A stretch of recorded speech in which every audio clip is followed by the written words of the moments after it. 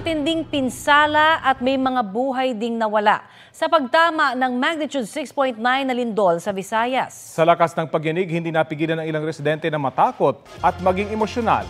Ang mainit na balita hatid ni Femari Dumabok ng GMA Regional TV.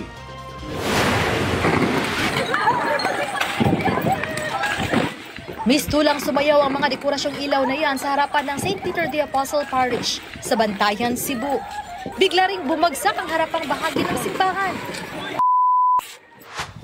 Sa lungsod ng Bugo na malapit sa epicenter ng magnitude 6.9 na lindol, mag-aalas 10 kagabi, nagkalat ang debris mula sa mga nasirang bahay. Ang mga rescuers sa Barangay Pulang Bato humingi ng dagdag tulong. Pwede sa DRR, mga mag-rescue. Bumuo rin ng isang fast food restaurant. Napuruhan din ang bayan ng Daan Bantayan. Gumuho ang itinuturing na heritage landmark doon, ang Archdiocesan Shrine of Santa Rosa de Lima. Walang kuryente ngayon sa buong bayan. Sa San Remigio na katabi ng Bugo, kabilang sa mga pinuntahan ng mga rescuer ang sports complex na pinagdausan ng isang paliga kagabi. Sa Mactan Mandawi Bridge, napahinto ang mga motorista sa kasagsagan ng pagyanig. Isa sa mga motorista napahawak sa railing ng tulay. Nagpadala agad ang Cebu Provincial Government ng mga tauhan, heavy equipment at rescue equipment sa mga nangangailangang lugar. We will go to Danao. Kay adto mi dito mag-start mi dito og kanang emergency command center. Kabilang ang gobernadora sa mga dumalo sa gala night ng Miss Asia Pacific International 2025 sa Cebu City. Nang maramdaman ang lindol, may bumagsak pang bahagi ng kisame ng hotel. Agad na inilikas ang mga nasa event. Mabilis ding inilabas naman ang lahat ng pasyente ng Cebu City Medical Center. Rebelin. 3 sanggol ang isinilang pa sa kasagsagan ng lindol. Agad silang inilabas kasama ang kanilang mga nanay.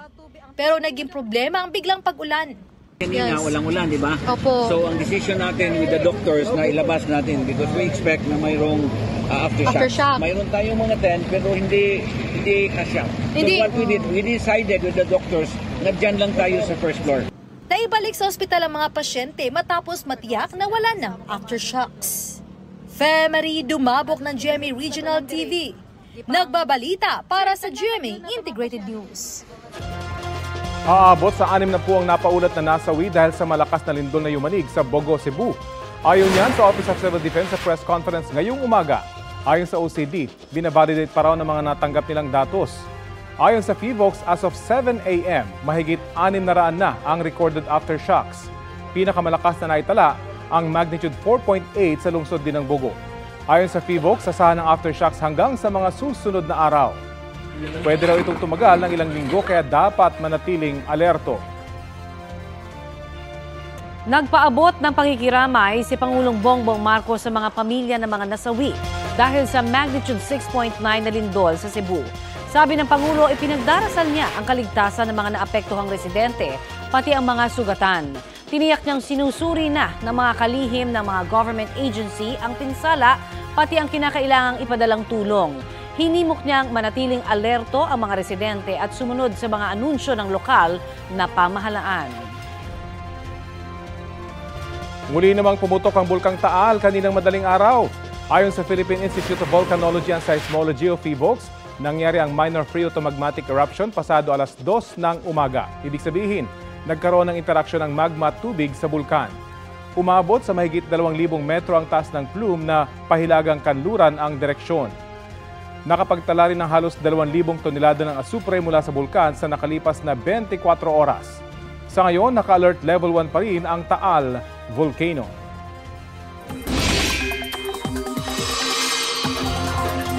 Bagyo na ang binabantayang low pressure area na nasa loob ng Philippine Area of Responsibility.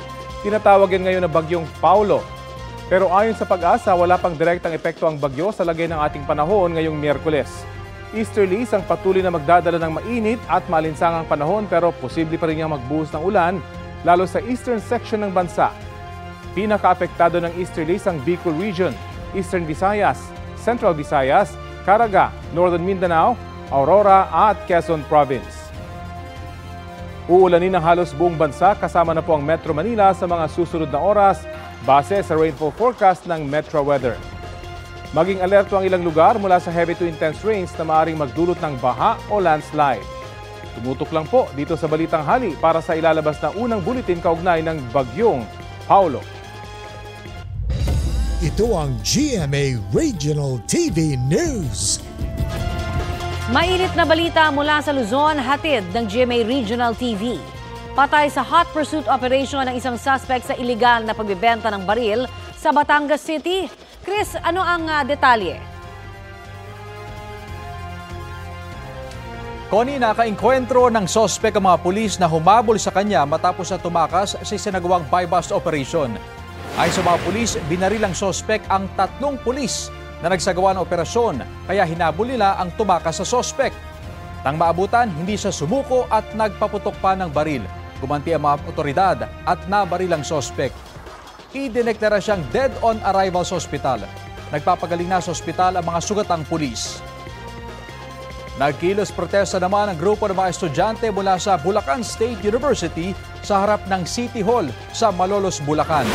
Sa kabila ng malakas na buhos ng ulan, nagrally ang mga estudyante bitbit ang kanilang placards bilang pagpapakita ng pagkadismaya sa mga maanumalyang flood control project sa bansa.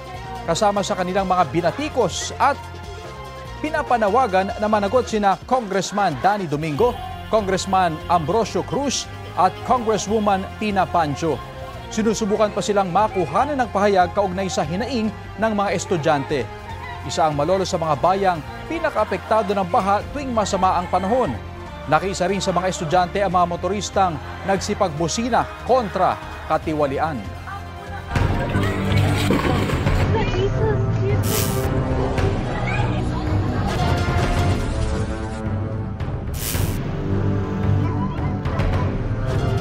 Update po tayo sa magnitude 6.9 na lindol sa Cebu at sitwasyon sa aktibidad ng Bulkang Taal. Kausapin po natin si PHIVOLCS Director Dr. Teresito Bacolcol. Salamat po sa pagpapaunlak ng panayam dito po sa Balitang Hali. Magandang tanghali din po sa inyo, ma'am. Ilang aftershocks na hubang ating naitatala makalipas po ang ilang oras mula kagabi na paglindol? So as of 7 a.m. kanina, nakapagtala na po tayo ng 611 aftershocks, and ang yung pinakamataas is magnitude 4.8. So yung pinakamababa is 1.4, but pinakamataas is 4.8. Sir, and we would go ahead, sir. Go ahead. Aftershocks in the next few weeks or even next few days or even next few weeks. Oho, medyo matagal-tagal pa rin ho kung ganun pa rin ang ating mararanasan. Ano ho ang abiso ninyo? Dahil kung magnitude 4, mararamdaman pa rin ho yung lakas nun, hindi ho ba? Yes po, out of the 611 aftershocks na na-record natin, 4 doon ang naramdaman ng mga tao. So ito yung magnitude 4.8. And kaya kapag advice natin sa ating mga kababayan, kapag makaramdam sila ng malakas na aftershock, they should do the duct cover and hold. Ito naman yung tinuturo natin sa kanila during earthquake drills. At kung kahit na sabihin na ho natin na hindi gano'n nakalakas katulad ng 6.9, pero kung na-damage po during the 6.9 yung mga gusali at makaramdam po ng mga pagyanig pa rin ng mga aftershocks, maaari pa rin hong magkaroon ito ng masamang effect, di ba ho, sa ating mga kababayan pa rin kung magbagsakan? Yes, tama po kayo. In fact, yun yung advice natin sa ating mga kababayan.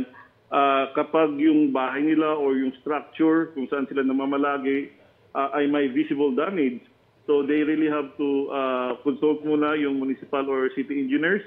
Kasi po, kung hindi man ito bumagsak during the main shock, baka babagsak ito during a strong aftershock. Kasi these are already visibly weakened by the main shock. So they seek muna sila ng advice from their municipal or city engineers as to the integrity of their houses or structures. Kasi nga po, baka mabagsakan sila. Okay, Dr. Teresito Bacolcol, kanina ho sa radyo, sa DZBB, ay nasa mahigit 30 na ho ang confirmed na nasabi hong casualty o mga namatay. Pero ngayon po, may mga sinasabi silang unconfirmed reports na umabot na ito na mahigit sa 6 na po. Meron na ho ba kayong balita tungkol po dyan? Wala pa rin po kaming balita as to the official number of casualties kasi po ang nagbibigay ng official data, Yes po. yung statistics, would be the Office of the Civil Defense. Okay, wala ho bang banta ng tsunami dahil nasa karagatan ho daw ito galing? Yes, tama po kayo. In fact, yes, last night nagpalabas po tayo ng tsunami information advisory. And sinasabi natin na baka magkaroon ng minor sea level disturbance kasi po based on our modeling, pwedeng magkaroon ng not more than 1 meter tsunami waves. Nga po. So ang expected time arrival would be 9:59 p.m. kagabi to 11:20 p.m. But since wala naman po nangyari, so we lifted the advisory 2 hours after the end time. So we lifted it at 1:20 a.m. kaninang madaling araw. Okay, marami rin ho nagko-connecta doon sa eruption po ng Taal dito po sa nangyaring lindol. Kayo na ho magpaalala, may connection ba ito o wala? Wala pong connection yung lindol kagabi sa pag-alburuto ng Taal kaninang madaling araw. We have 24 active volcanoes and we also have 185 active fault segments. So there is always this possibility na magkakasabay-sabay kasi sa dami ba naman ng vulkan natin na aktibo at sa dami din natin ng mga active fault, may chance talaga na magkakasabay-sabay yan. Buti na nga lang at hindi pa sumabay yung bagyo. Nauna yung bagyo last week. Pero again, wala pong connection yung lindol sa pag-alburuto ng Taal volcano. Okay, at ano hong ang update natin sa Bulkang Taal sa mga oras na ito? Okay, so ang Taal volcano ay for the past 24 hours, nakapagtala po tayo ng isang volcanic earthquake lamang. And right now, nasa alert level 1 pa rin yung Taal volcano. Although meron tayong, again, kaninang madaling araw, meron tayong minor eruptions, but these are still characteristics of alert level 1 activity. Okay, marami pong salamat sa inyong oras na ibinigay sa Balitang Hali, sir. Maraming salamat. Yan po naman si FIVOX Director Dr. Teresito Bacolcol.